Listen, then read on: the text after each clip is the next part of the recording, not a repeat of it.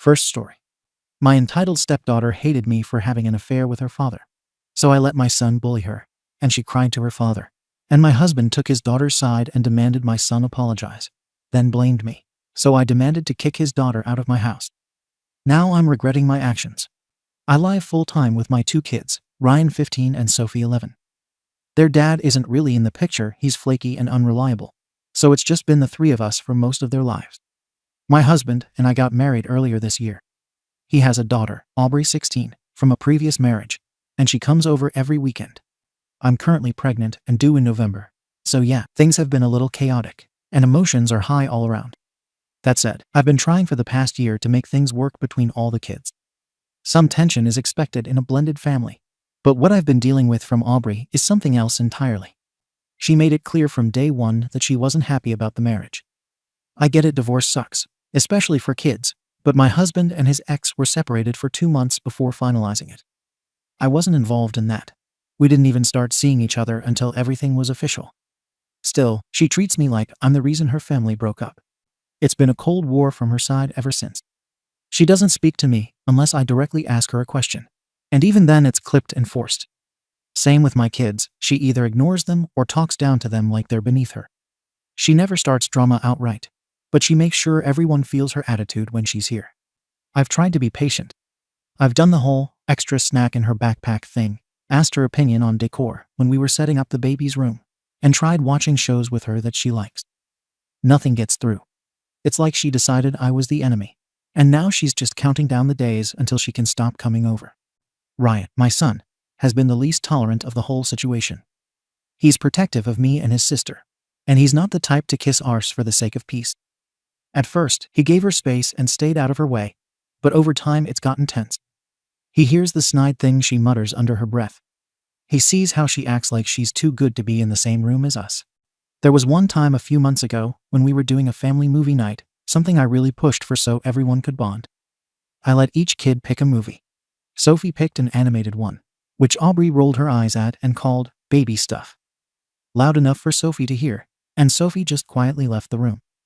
Ryan didn't say anything then, but later that night I heard him telling his friend on the phone that Aubrey was a stuck-up brat who needed to go back to her mom's house. I've talked to him about language. He's called her a BTCH behind her back, and I corrected it. I'm not raising a kid who thinks that kind of name-calling is okay. But I'm also not raising a doormat, and I'm not going to punish him for being frustrated when I can clearly see Aubrey instigating just as much, if not more, with her passive-aggressive behavior. Last weekend things came to a head. Ryan had a few friends over, 3 boys from his school who have been coming around a lot lately. They're decent kids, polite when I'm around, and no real trouble. I wasn't home for most of it because I had a prenatal appointment and a few errands, so I left them to hang out and told them to be respectful. Apparently, when Aubrey arrived that afternoon, the boys ignored her completely. Like, she straight up acted like she didn't exist. When she came through the front door, they joked that it opened by itself and pretended to be spooked by a ghost. Every time she walked past, they acted like a cold breeze hit them. That kind of petty teenage stuff. Honestly, immature, yeah, but abusive? No. They ordered food on one of the delivery apps and didn't include her. There was plenty of regular food in the fridge, and she has a debit card her dad gave her for stuff like this. Still, she got pissed and called her dad to complain that she was being bullied. Ryan started laughing at her and called her a snitch. That turned into shouting. I got home mid-argument, and it was loud enough that I could hear it from outside the house. When I walked in, Ryan and Aubrey were in the middle of screaming at each other in the hallway, while Sophie was sitting on the stairs trying to pretend none of it was happening. The other boys were in the living room, looking guilty and awkward. I pulled Ryan aside, sent the friends home, and told both of them to go cool off in their rooms. I asked Ryan what happened, and he told me straight up. She doesn't talk to us, ever. She acts like she's better than us. So I told the guys just to ignore her. I reminded him that being the bigger person doesn't mean you let people walk on you, but it also doesn't mean dragging others into your drama. He shrugged and said, well, maybe now she knows how it feels. I didn't discipline him beyond that. To me, it felt like normal teen drama. Not ideal, but not serious. Siblings fight. Step-siblings clash. It sucks, but I thought we could just move on. Then my husband came home. Aubrey had already told him her version over the phone, so he walked in ready for a fight. He didn't ask what happened, he told me.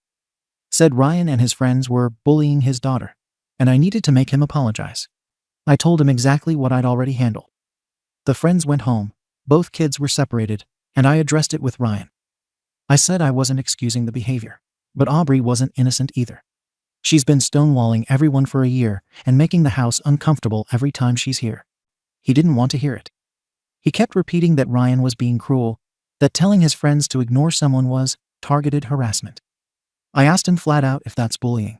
Then what do you call what Aubrey's been doing to me and my kids every single weekend for a year? The dirty looks, the mocking comments, the constant silence and cold shoulder. That's not bullying because she's doing it alone. He told me that wasn't the same. I asked why. Because she's his daughter and Ryan isn't. He said he didn't want to argue. He just wanted Ryan to apologize. I said I wasn't forcing him to unless Aubrey apologized too. She's been pushing buttons for a year. Ryan finally snapped. I'm not going to make him apologize while Aubrey gets away with treating everyone like crap just because she's quieter about it. He didn't like that answer. Said I was playing favorites and trying to even the score between the kids instead of parenting. I told him if he was so concerned about Aubrey's comfort, she could stay home with her mom. Or if he wanted his weekends with her, he could take her to a hotel. But I wasn't turning my household upside down every time she came around just so she could sulk in silence and act like everyone else is the problem. He said I was being unreasonable. I said I was being consistent. If he wants accountability, it needs to go both ways. Aubrey doesn't get to swing for a year and then cry foul when someone finally swings back. So now things are tense. He's mad at me. Aubrey didn't come this past weekend. Ryan asked if that meant she wasn't coming back at all, and honestly, I didn't have an answer. I don't care either way. I'm not going to force my kid to grovel to someone who's been treating him like dirt. This isn't about some perfect Brady Bunch family. That was never going to happen. But respect goes both ways. I've put in effort. I've given her space. I've defended her when my kids crossed lines. I've corrected Ryan when he got mouthy. But I'm done catering to a dynamic where one kid gets to be hostile and the others have to walk on eggshells. So yeah, I told my husband that if Aubrey can't handle the natural consequences of being openly cold to people, she's welcome to opt out of this house. No one is begging her to be here. If she wants to pretend we're invisible, she can't be shocked when someone hands that energy back. He still says Ryan was out of line, and I should make him apologize. I still say it's not happening until I see some mutual accountability. Aita? Comments. Comment 1. Jesus Christ. OP, are you even trying to be a parent? Or are you just the bouncer for Team Bio Kids? Let's get something straight. Your 15-year-old coordinated a targeted exclusion campaign against a 16-year-old girl in her own dad's house. That's not normal sibling drama. That's straight up malicious. You called it immature. No, it's cruel. The ghost SHT, making her feel invisible on purpose. That's not petty. That's bullying, and you greenlit it by downplaying it.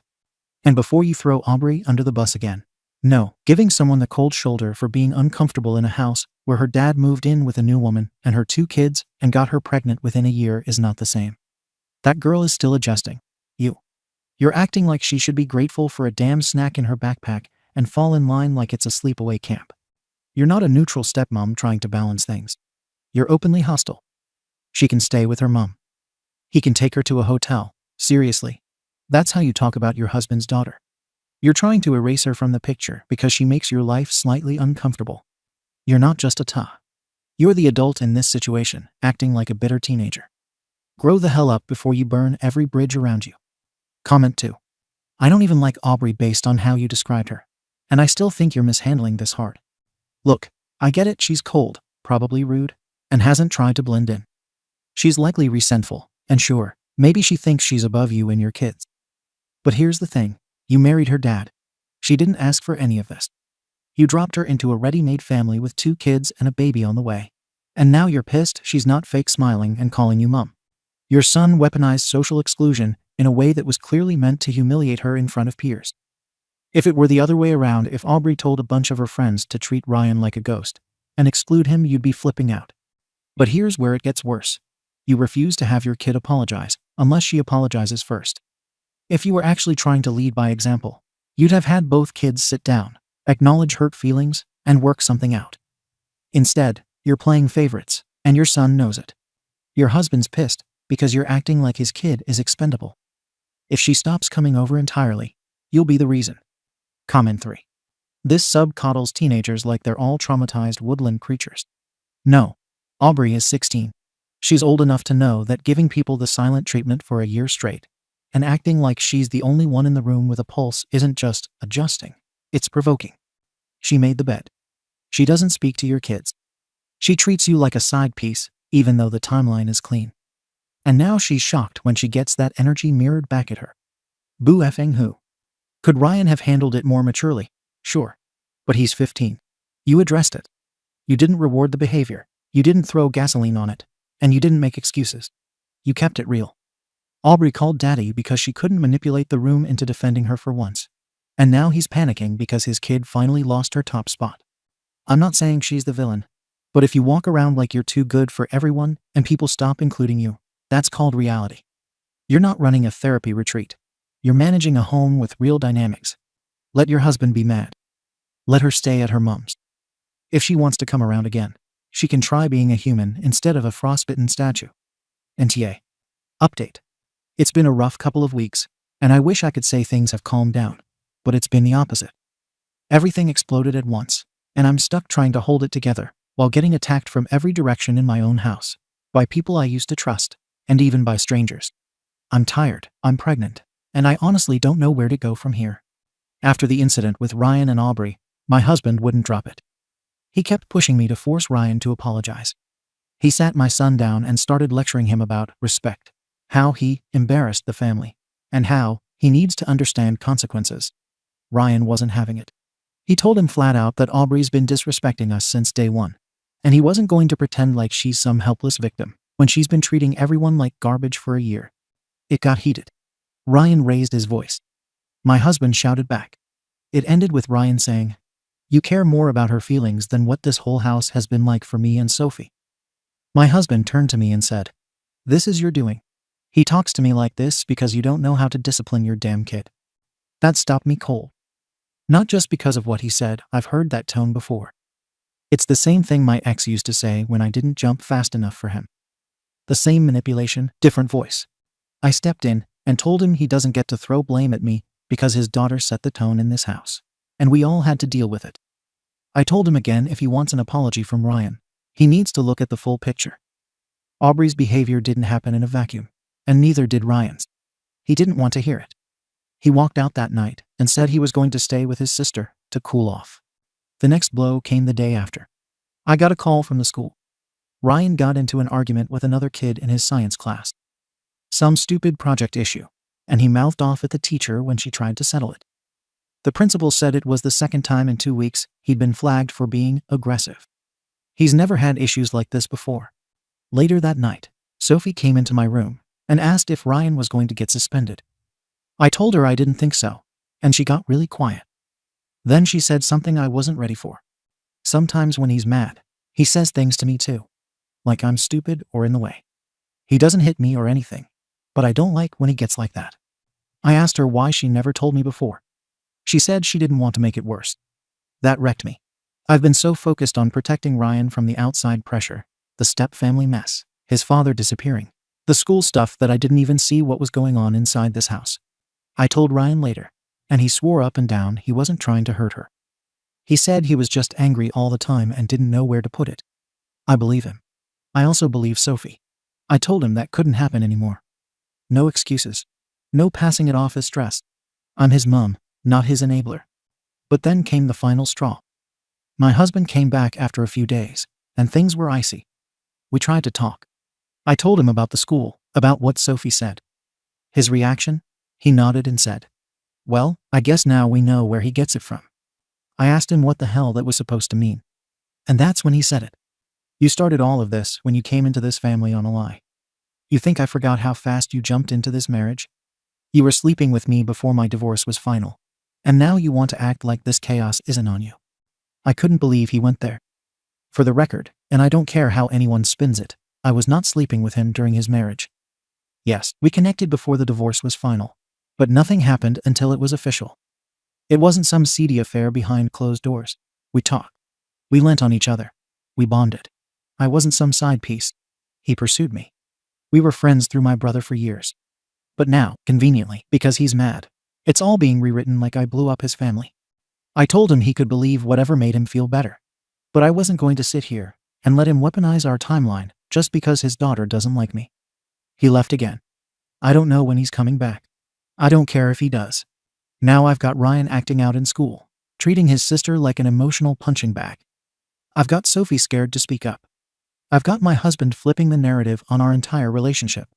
And I've got Aubrey, who hasn't been back since, still feeding into the drama from the sidelines. Everyone wants me to do something, fix it, punish him, control the household. But no one's asking how any of this started.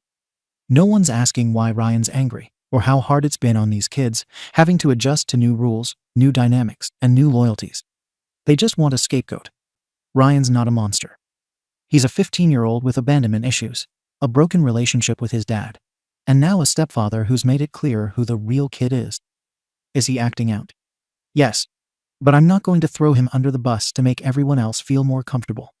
And if people want to dig up how my relationship started and throw labels on it, fine. Say what you want. I know the truth. I wasn't looking for drama. I wasn't some affair.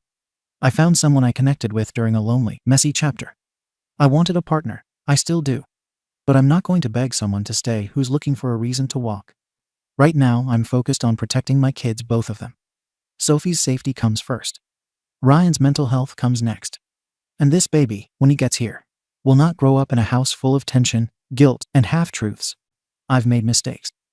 But don't come for me acting like I'm the root of all evil because a teenage girl with an attitude didn't get her way.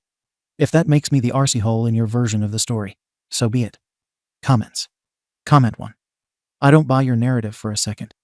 You've spun this whole story so that you're the lone warrior mom protecting her innocent son against the evil stepdaughter, the ungrateful husband, and the unfair school. But here's what it actually looks like. You cheated and married a man before his kid had time to process the divorce. You moved your kids in and got pregnant in less than a year. Your son bullies her, mocks her, and then fights her dad. You justify all of it with, he's been through so much, while ignoring your other kid saying he scares her. You keep saying you're tired and overwhelmed. Guess what? So is everyone else. Except they're dealing with your mess. You've got tunnel vision for Ryan, and you've let that turn into a blind spot so big it's costing you your marriage and your daughter's sense of safety. You're not the victim here. You're the common denominator. Start acting like the adult before your new baby is born into this disaster too. Comment 2. This whole mess stinks of one thing. Your husband realizing too late that he's not the center of this new family. He brought his daughter into your home, expected everyone to cater to her bad attitude. And now that she's not getting her way, he's pissed that no one's falling in line, including you. What does he do? Accuses you of cheating after he married you, while you're pregnant with his kid. He's not trying to solve anything. He's trying to reset the narrative to make you the problem. Classic reactive guilt tripping. And Aubrey, look, I don't doubt she's been through some stuff. But the way people treat her like a saint in conflict is exhausting. She was cold and petty for a year, and the moment someone gave it back to her, she called daddy to burn the house down. I'm not excusing Ryan either. He clearly needs help and boundaries, not just defenses. But you're the only one who sees the whole picture. Don't let them gaslight you into thinking your son is the devil and Aubrey is a helpless angel. You didn't cheat, you didn't lie, and you're not responsible for every broken piece of a blended family that was already cracking. Comment 3. You keep thinking you're protecting your son, but what you're really doing is enabling him, while pretending you're some misunderstood underdog. Your kid is spiraling, your daughter is scared of him, and instead of stepping up as a parent, you're blaming everyone else, your stepdaughter, your husband, the school, the whole damn world, except the one person who's actually causing harm in your house, Ryan. And let's talk about the "we connected emotionally" stuff. You were involved with a married man. I don't care if the divorce was almost final emotionally or physically. You crossed lines that directly impacted his daughter. And now you're shocked she's not singing Kumbaya every weekend. Get real. She doesn't owe you warmth just because you threw a snack in her bag and let her pick baby room colors. Your husband's reaction sucks, but I don't blame him for losing it. His daughter got iced out by your kid. Then he got disrespected by your son. And when he looked to you for support, you handed him ultimatums and cold logic. That's not how you build a family, that's how you wreck one. Second story. My best friend / fling never dated me. She rejected me 3 times, so I moved on with my ex. Now she blames me for leading her on and confesses I was meant to be her backup option, and she wants to continue our relationship. I-24M have been friends with Qley 23F for 5 years. She's always been there for me. So when she planned to visit me a few months ago, I was excited to finally hang out. Before the trip, she admitted she'd had feelings for me for 3 years. We ended up hooking up while she was here. By the end of the visit, I told her I had real feelings and wanted to see if something could come from it. She told me no, she just wanted to stay friends. I was hurt, but I respected it. A month later, she came back saying she couldn't hide it anymore and wanted to try. We started talking, but it never became a relationship. She was going through family drama, lost her job, and was bouncing between couches. I even asked if being with me was too much for her right now, and she agreed it was better to stay friends. So I let it go again. I had even planned a trip to fly out and see her for my birthday to see if she was serious, but she canceled on me. Twice. Meanwhile, she was chatting with her old flings, which I didn't care about since she told me we were just friends. Not long after, my ex-22F reached out. We'd ended on okay terms, so we started talking. I told her I wanted to take things slow. Out of respect, I told Qley immediately. She got mad, ghosted me, then came back still sending flirty messages. At one point, after saying she didn't want a relationship, she texted, "But I miss you and your bed." So I moved forward with my ex. When I mentioned spending time with my ex and her family, Qley exploded. She accused me of leading her on, said I was choosing someone else over her, and then cut me off. The next day she was reposting TikToks like, "When he makes you cry like this," and "Men ain't SHT. The thing is, I never lied, never hid anything. I asked her multiple times to clarify what she wanted, and she told me twice she didn't want a relationship. I respected her decision every time. She's the one who flip-flopped, canceled trips, and flirted after telling me no, and then got mad when I moved on. So, aita for moving on after she made it clear she didn't want me. TLDR.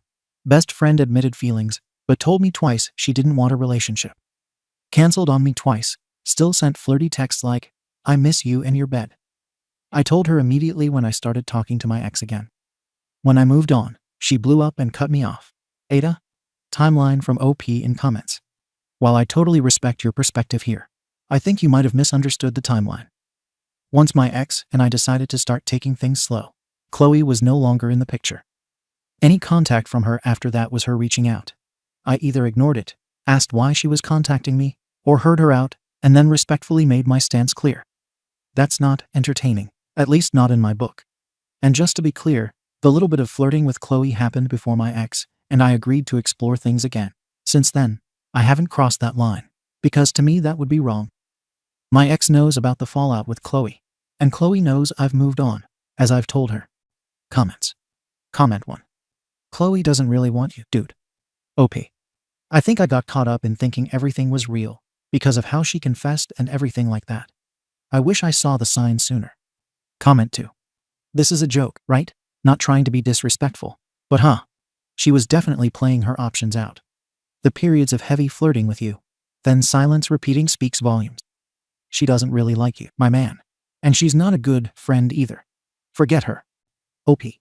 Yeah, I guess I just really believed her when she said she'd had feelings for me all those years. Comment 3. NTA. She doesn't actually want you.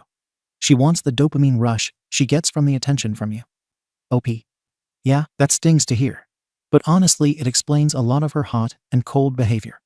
Comment 4. NTA, my guy. She tried to play you, and you treated her like a respectable friend. You were a normal, decent dude, and the manipulation didn't work. So she flipped when you moved on. People often get mad when their games don't work on well-adjusted, ethical people. Don't sweat it. You did nothing. I would, sadly, let this weird friendship fade away. She'll only show up to create chaos and try to win. OP. Yeah, that hits hard because I really did value the friendship. But I guess all I did was give her room to play games. Update. So I didn't expect my original post to blow up the way it did. But thank you to everyone who commented. It actually helped me put a lot in perspective. A lot of you said Qley just wanted attention, and to keep me as a backup, and, after this week, I can't even argue with that. Here's what went down. A few days ago, I'm on my lunch break literally driving to Culver's when Qley calls me out of nowhere. I let it go to voicemail. Against my better judgment, I called back and asked if she meant to. She said no, she was actually trying to call another friend whose name is right next to mine. I said no problem, She wished me a good day, and that was that. Except it wasn't. About an hour later, she calls again.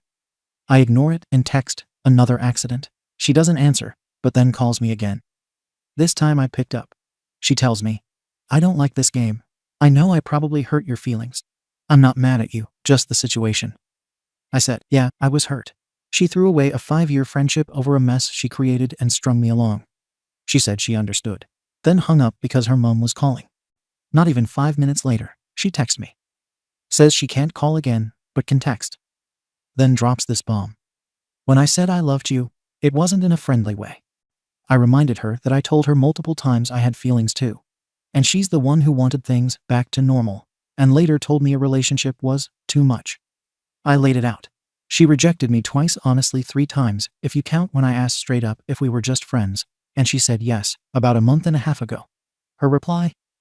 "I bet you have a whole new girl and never even liked me in the first place." Not true at the time, and I did have feelings for her truly. So I asked, how can she be mad at me for moving on when I was literally doing what she asked me to do? I told her if anything, we should have kept it at a friendship level to avoid all the mixed signals. She fires back, "I don't want to be friends." I asked why she reached out at all. Her answer, "Because I didn't know if you would ever give it a chance." So I spelt it out clearly. I did give it a chance. Multiple times. She said no. Thrice told me she didn't want a relationship. Twice canceled trips I planned to see her. At that point, I had no choice but to move on. I told her my decision is final. I've moved on, and I wished her the best. She replied, "Please no." But I stood firm and told her I respect her. I wish her well, but I'm not going back. So yeah, this confirmed everything you guys warned me about. She wanted me as an option, not as a choice. And the second I stopped playing along, she couldn't handle it. TLDR, Qley accidentally called me, then admitted her "I love you" wasn't friendly. I reminded her she rejected me thrice, canceled on me twice, and told me we were just friends. When I moved on, she admitted she just wanted to keep the door open in case. I told her my decision is final and wished her the best. She replied, "Please no." Comments. Comment 1. Good for you for seeing her for who she is and standing firm. Let her play her games without you. OP. Yeah, I finally see it now. Standing firm was hard, but probably the best decision I've made in a while. Comment 2. Your 20s.